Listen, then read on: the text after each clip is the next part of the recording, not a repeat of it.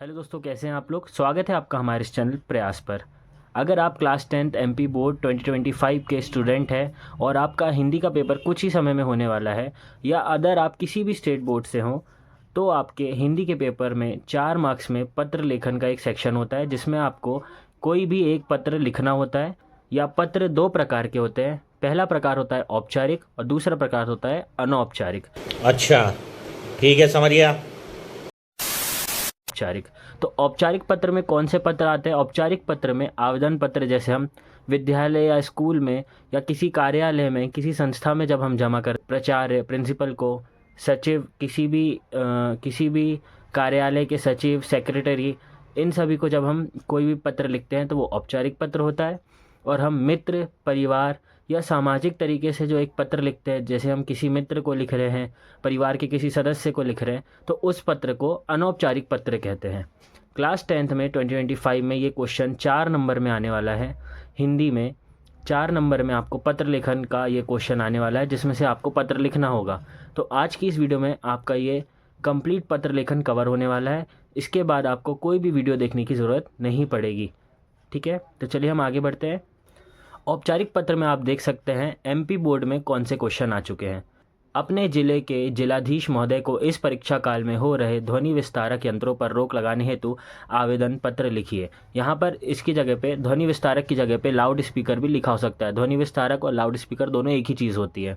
तो MP board के question paper में, बोर्ड के क्वेश्चन पेपर हिंदी के पेपर में 2022 और 2024 में लगातार ये क्वेश्चन 4 मार्क्स में आया है।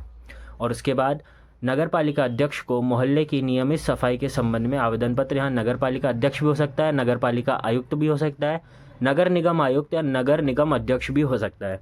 कुछ भी लिखा आ सकता है, लेकिन मैटर उसका एक ही रहेगा, मोहल्ले की नियमित सफाई या वार्ड की नियमित सफाई। तो ये हमारे एमपी बोर्ड के क्लास 10th के हिंदी के पेपर में 2 साल पहले 2023 में ये क्वेश्चन पत्र लेखन में आ चुका है 4 नंबर में।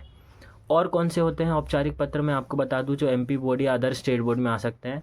अदर जो और पत्र हो सकते हैं औपचारिक पत्र के अंदर, वो हो सकता है प्राचार्य को शुल्क मुक्ति, स्थानांतरण प्रमाण पत्र या टीसी, बुक बैंक से बुक प्राप्त करने हेतु आवेदन पत्र। ये सारे इसी औपचारिक पत्र के अंदर आते हैं। अंक सूची की, आपकी जो 10th की अंक सूची है उसकी द्वितीय प्रति मंगवाने हेतु, सेकंड कॉपी मंगवाने के लिए जो हम आवेदन पत्र लिखते हैं, ये सारे औपचारिक में आते हैं। वैसे इन दोनों में से ये दोनों क्वेश्चन, या शुल्क मुक्ति, स्थानांतरण, बुक बैंक और ये अंक सूची की प्रति वाला, अभी तक तो बोर्ड में कुछ 2-3 साल में पूछा नहीं गया है। लास्ट 2-3 साल में जो क्वेश्चन औपचारिक पत्र से आ रहे हैं वो ये वाले रह रहे हैं, जिसमें हमें लाउड स्पीकर, ध्वनि विस्तारक और सफाई के लिए आवेदन लिखना होता है। तो मैं एक आपको फॉर्मेट बता दे रहा हूँ, आपको उसी फॉर्मेट को फॉलो करते हुए लिखना होगा। देखिए, अभी हमारे सामने ये जो पत्र है, ये है एक औपचारिक पत्र जिसका सब्जेक्ट है ध्वनि विस्तारक या लाउड स्पीकर पर रोक लगाने हेतु आवेदन पत्र। ये हमारा जो पहला नंबर क्वेश्चन है, इसका सॉल्यूशन है, या ये पत्र मैंने लिखा हुआ है यहाँ पे। आप इस फॉर्मेट में लिख सकते हैं। प्रति श्रीमान जिलाधीश महोदय, भोपाल मध्य प्रदेश, जो भी क्षेत्र आपको दिया हो, या आप भोपाल या मध्य प्रदेश का कोई भी एरिया लिख सकते हैं, या अपने स्टेट में जहाँ से भी आप है उस क्षेत्र को यहाँ पर लिख सकते हैं। विषय में क्या आएगा, विषय में ध्वनि विस्तारक, लाउड स्पीकर पर रोक लगाने हेतु आवेदन पत्र। ठीक है, उसके बाद हम यहाँ से चालू करते हैं। आपको ये ध्यान में रखना है कि आपको इसी मार्जिन लाइन से लगाते हुए लिखना है। ये बहुत अच्छा फॉर्मेट होता है कि आप एक ही लाइन से यहाँ से चालू करते हैं। कई बार हम प्रति या श्रीमान यहाँ लिखते हैं और उसके बाद फिर जिलाधीश महोदय यहाँ से लिखना शुरू करते हैं। आप ऐसा भी लिख सकते हैं, वैसे ये ज़्यादा अच्छा फॉर्मेट है। इसके बाद हम लिखेंगे, महोदय जी, सभी ने निवेदन है कि कुछ ही समय में विद्यार्थियों की बोर्ड परीक्षा शुरू होने वाली है। सभी छात्र विद्यार्थी परीक्षा की तैयारी में लगे हुए हैं, परंतु क्षेत्र में बहुत तेज आवाज़ में ध्वनि विस्तारक या लाउड स्पीकर का उपयोग किया जा रहा है। इनकी कर्णभेदी ध्वनि, या उसकी जगह हम लिख सकते हैं तेज आवाज़ से छात्रों की पढ़ाई में बाधा उत्पन्न हो रही है। समस्या भी लिख सकते हैं हम बाधा की जगह पे। अतः आपसे प्रार्थना है कि छात्रों के भविष्य को ध्यान में रखते हुए इस क्षेत्र में ध्वनि विस्तारक या लाउड स्पीकर के उपयोग पर प्रतिबंध लगाएं। ठीक है, इसके बाद हमें लिख देना है, भवदीय समस्त छात्र, जो भी आपका क्षेत्र है, जहाँ उस क्षेत्र या एरिया का नाम और दिनांक, जब भी आप पत्र लिख रहे हैं। यहाँ स्क्रीन पे फ़ोटो आ रही है, आप इसका स्क्रीनशॉट लेकर रख सकते हैं। चलो, इसके बाद हम देख लेते हैं जो सेकंड सब्जेक्ट था हमारा, सेकंड सब्जेक्ट क्या था, नगर पालिका अध्यक्ष को मोहल्ले की नियमित सफाई के संबंध में आवेदन पत्र। तो ये आवेदन पत्र आप देख लीजिए, यहाँ पर ऐसा है मेरे पास। ये एक औपचारिक पत्र है। सबसे पहले हम लिखेंगे प्रति श्रीमान नगर पालिका अध्यक्ष, या अगर वहाँ पर नगर निगम अध्यक्ष लिखा हुआ है या आयुक्त लिखा हुआ तो आप इसकी जगह पे आयुक्त या जो भी दिया रहे वो लिख सकते हैं, या जो भी क्षेत्र एरिया है आप यहाँ पर लिख सकते हैं। क्षेत्र में नियमित सफाई व्यवस्था के संदर्भ में या संबंध में भी आप इसकी जगह पर लिख सकते हैं। ठीक है, अब हम आगे बढ़ते हैं, देखते हैं। महोदय जी, सविनय निवेदन है कि हमारे मोहल्ले में सफाई व्यवस्था बेहाल है। करीब 1 माह से नियमित रूप से सफाई नहीं हो रही है। कूड़ा कचरा मोहल्ले में व्याप्त है या फैला हुआ है। नालियाँ सीवर आदि जाम है। समस्त क्षेत्र में सिर्फ गंदगी पसरी हुई है, जिससे रहवासियों को या निवासियों को काफ़ी परेशानी हो रही है। अतः आपसे निवेदन है कि तत्काल ही मोहल्ले क्षेत्र, जिसका भी आपने नाम लिखा होगा, अगर किसी मोहल्ले या क्षेत्र का आपने नाम लिखा है तो वो लिख सकते हैं इसकी जगह पे, की सफाई कराएं, अन्यथा संक्रमण या बीमारी आदि फैल सकती है। धन्यवाद। समस्त रहवासीगण, क्षेत्र या मोहल्ले का नाम, जिस भी डेट में आप पत्र लिखेंगे वो डेट आप यहाँ पर डाल सकते हैं। तो स्क्रीन के ऊपर ये पत्र की फ़ोटो आ रही है, आप इसका स्क्रीनशॉट भी लेकर रख सकते हैं। ठीक है, अब अगला क्वेश्चन देखते हैं, जहाँ पे हम शुल्क मुक्ति स्थानांतरण या बुक बैंक वाला आवेदन लिख रहे होंगे, उसे कैसे लिखना है वो देखते हैं। चलिए देखिए, यहाँ पर ये जो पत्र है मेरे पास, ये स्थानांतरण, टीसी, शुल्क मुक्ति या बुक बैंक के लिए भी सेम फॉर्मेट रहने वाला है। तो हम इस मार्जिन लाइन से लगाकर ही लिखेंगे कि सेवा में श्रीमान प्राचार्य महोदय, जो भी आपके विद्यालय का नाम है आप विद्यालय का नाम लिख सकते हैं। मैंने मॉडल के तौर पे यहाँ पर शासकीय उच्चतर माध्यमिक विद्यालय भोपाल मध्य प्रदेश लिखा है, आप अपने विद्यालय का नाम लिख सकते हैं। स्थानांतरण प्रमाण पत्र, टीसी हेतु आवेदन पत्र।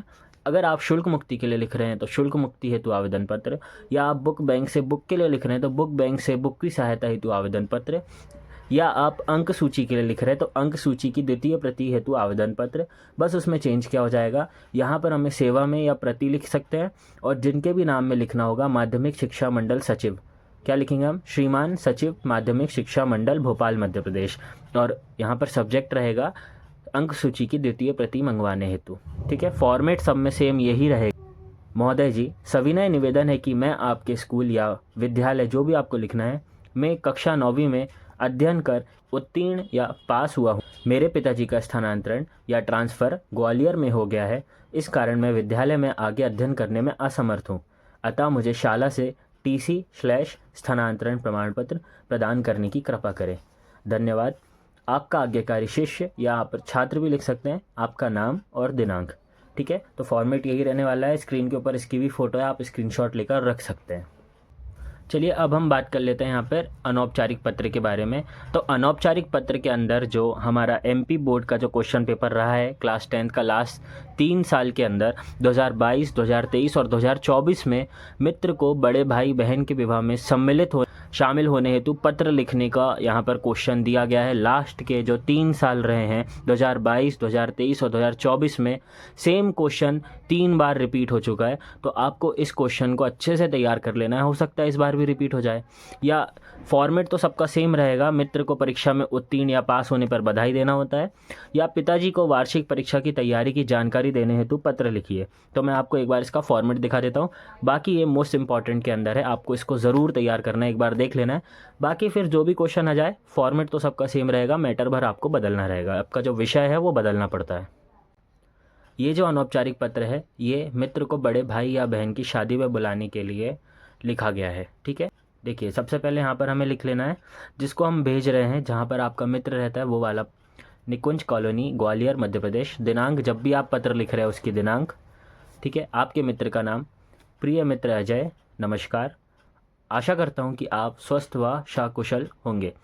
ये लाइन हमें हर पत्र में लिखना है, जिसके बारे में भी हम लिख रहे हैं। अगर हम पिताजी को लिख रहे हैं, माताजी को लिख रहे हैं, तो हम ये लाइन लिखेंगे ही, नमस्कार, आशा करता हूँ कि आप स्वस्थ व सकुशल होंगे। प्रिय मित्र अजय की जगह वहाँ पर प्रिय पिताजी, प्रिय माताजी आ जाएगा।